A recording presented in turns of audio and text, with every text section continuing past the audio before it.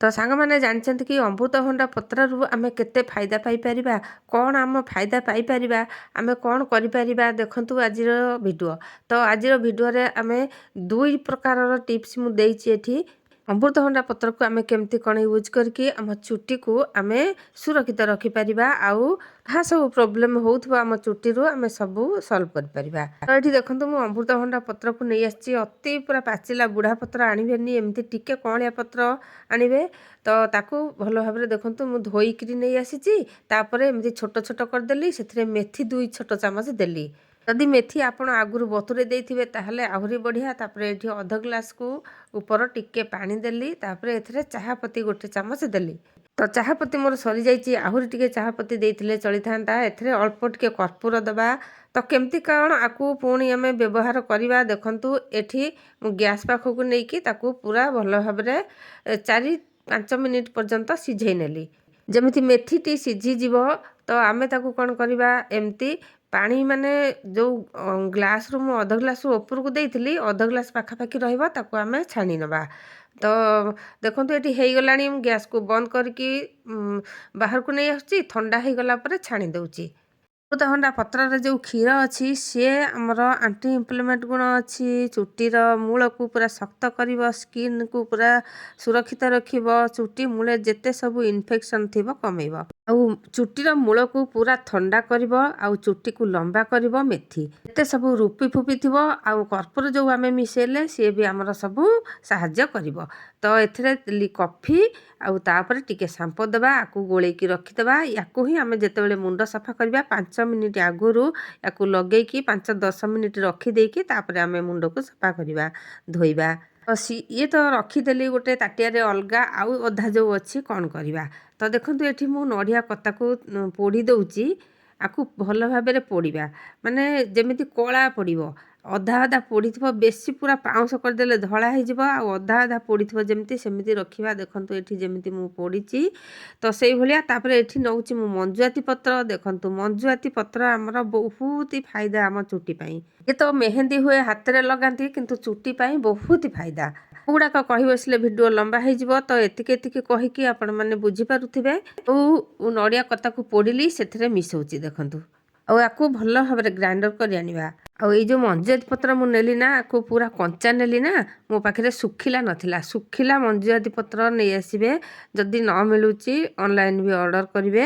ତ ମୁଁ ଏଠି ଭିଡ଼ିଓ କରିବି ବୋଲି ତ ସାଙ୍ଗେ ସାଙ୍ଗେ ମୋତେ ଭିଡ଼ିଓ କରିବାର ଥିଲା, ସାଙ୍ଗେ ସାଙ୍ଗେ ମୁଁ ସେଇ ପତ୍ର ନେଇ ଆସିଲି। କିଛି ଅସୁବିଧା ନାହିଁ, ଇଏ ବହୁତ ଚୁଟିକୁ ଗ୍ରୋଥ୍ କରିବ।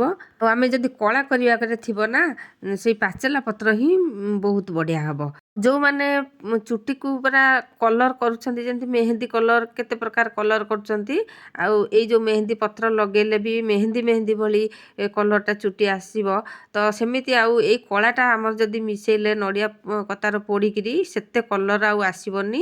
ଇଏ ଗୋଟେ ବହୁତ ବଢ଼ିଆ, ଯେମିତି ହେଲେ ବି ଗୋଟେ କଳା କଲର୍ ଭଳିଆ ଆସିବ। ଏତେ ଆଉ ଲାଲ କଲର୍ ହେଇଯିବନି ଚୁଟି। ଆଉ ଯାହାକୁ ପୁରା ଲାଲ କଲର୍ ପସନ୍ଦ ସେମାନେ କରିବେନି। ଯେଉଁମାନଙ୍କୁ ଟିକେ ଲାଲ କଲର୍ ପସନ୍ଦ ନୁହଁ ଚୁଟି, ସେମାନେ ୟାକୁ ହିଁ ବ୍ୟବହାର କରିବେ। ଏଇ ଯେଉଁ ନଡ଼ିଆ କତାର ପୋଡ଼ିଛି ଯେଉଁ କଳାଟା, ହେଲେ ତାକୁ ସ୍କିପ୍ କରିକି ସେମିତି ହିଁ ଲଗେଇବେ ମୁଣ୍ଡରେ। ଏଇ ଯେଉଁ ନେଳି ପତ୍ରଟା ଦେଲି, ଯଦି ଚନ୍ଦା ମୁଣ୍ଡ ହେଇଥିବ, ଯଦି ସବୁଦିନ ଆମେ ଲଗେଇବା, ସବୁଦିନ ନହେଲେ 2 ଦିନେ 4 ଦିନେ ଥରେ ଲେଖା ଲଗେଇବା ମୁଣ୍ଡରେ, ଚୁଟି ପୁରା ଯଦି ନଥିବ ହେବ, ବହୁତ ବଢ଼ିଆ ଚୁଟି ଗ୍ରୋଥ୍ କରିବ।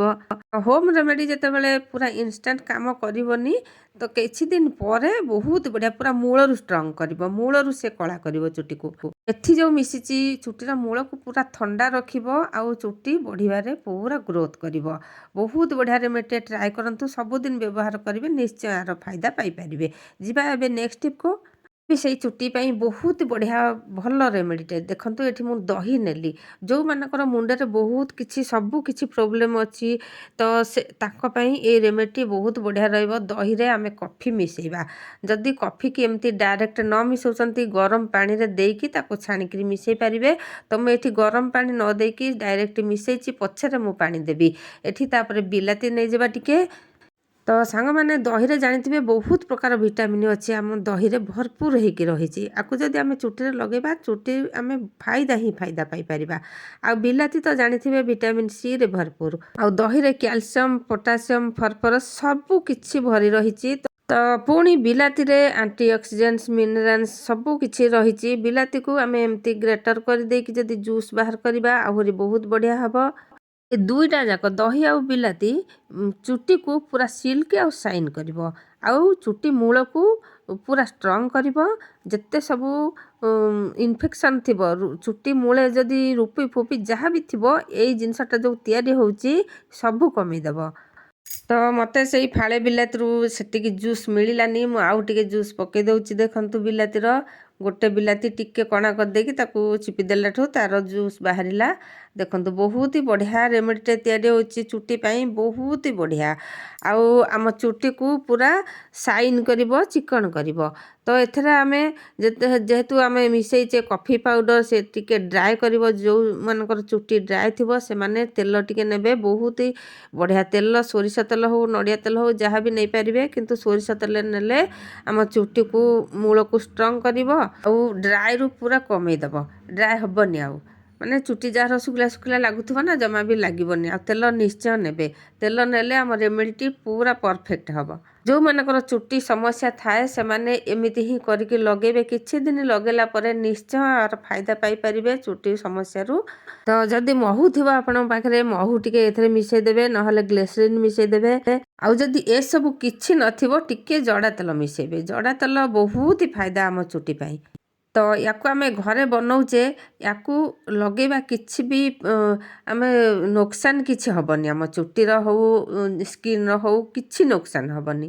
ଯେଉଁମାନଙ୍କର ଚୁଟି ସମସ୍ୟା ଥାଏ, ଚୁଟି ଉପୁଡ଼ୁଛି କିମ୍ବା ଚୁଟି ପତଳା ହେଇଯାଉଛି, କାହିଁକି ଆମେ ଏମିତି ଟ୍ରାଏ ନ କରିବା? କିଛି ଦିନ ଆମେ ଟ୍ରାଏ କରିବା, ଦେଖିବା କ'ଣ ହେଉଛି।